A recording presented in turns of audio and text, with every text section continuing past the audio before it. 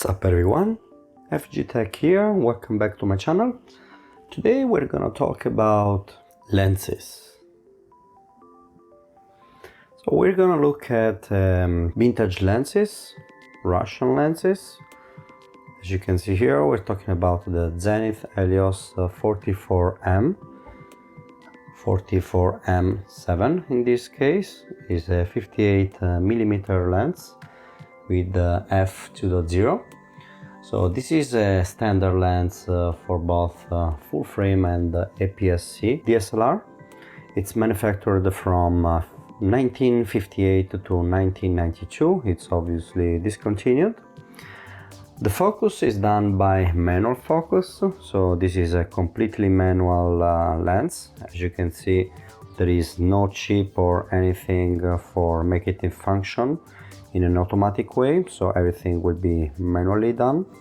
Obviously it does not have an image stabilization, but you can use it with a full frame mirrorless camera like the Sony A7, where the image stabilization is in the sensor itself. It will work anyway on both APS-C cameras and full frame. It has a M42 mount, which is proprietary. The M42 mount was initially created by Zeiss in 1938, but it's been adopted by many camera brands like Pentax, for example.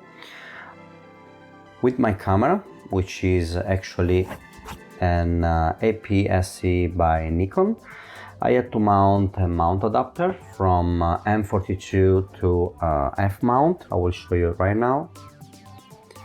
So here we have the adapter. Mounting the adapter is very easy, as usual.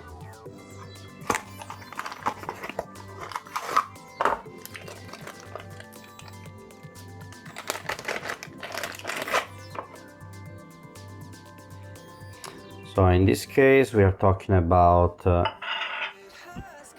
an adapter which has lens inside in order to help focusing at infinity. So basically you just need to screw this in.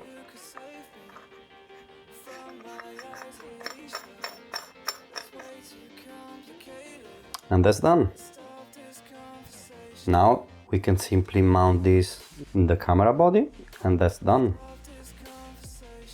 As I'm gonna mount these lenses in an APS-C Nikon DSLR, obviously there will be a cropping factor.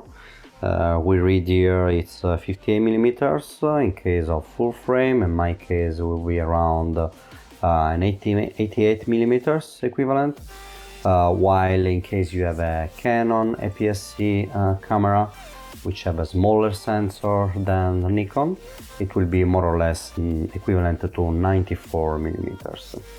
So why to choose these lenses? First of all, is quite cheap, since it's vintage and discontinued. You can find these for around $100, but it's extremely sharp, especially in the center, and it's f2. It also has a defect, which is actually the thing that made these lenses most famous worldwide, which is the Swirly bokeh, especially when it's wide open at f2.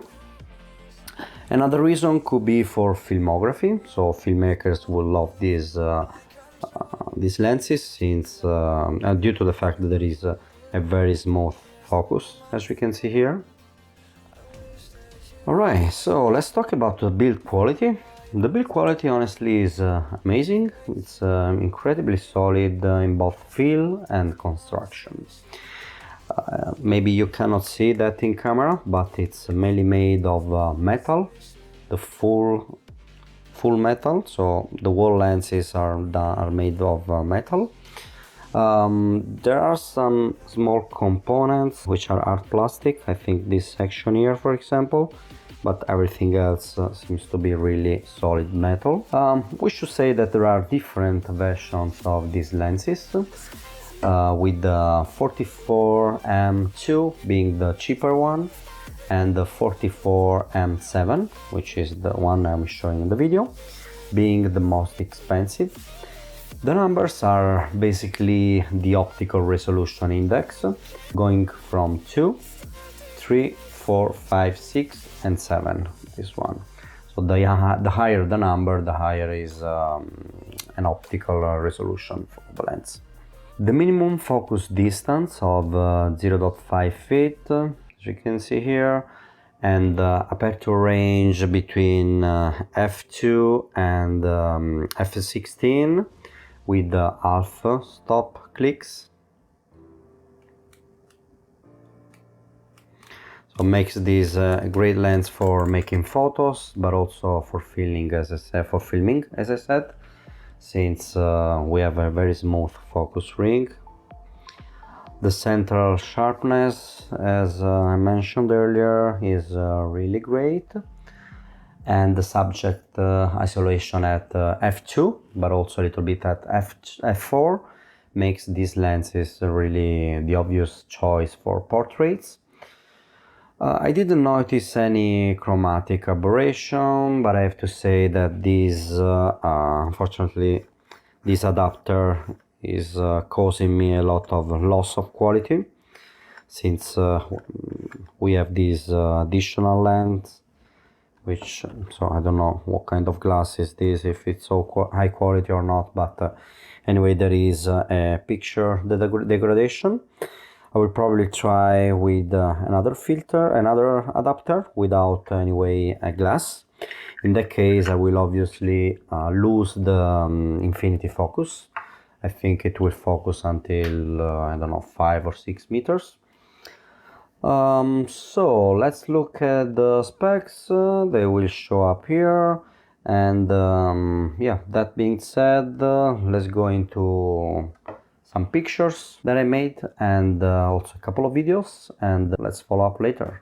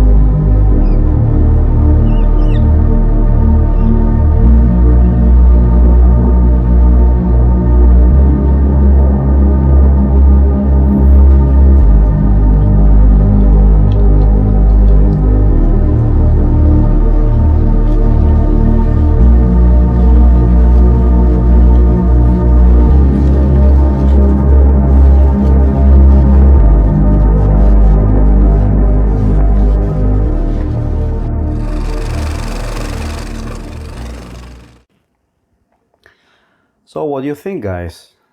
What do you think about the pictures and videos that I took?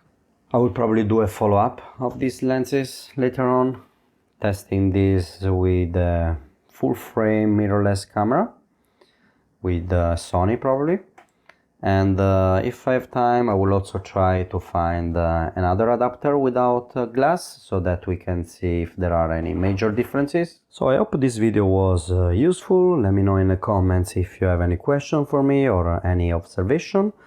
In the meantime, please make sure to subscribe by clicking on my logo below. And yeah, see you then in next video, and Happy Christmas to everybody.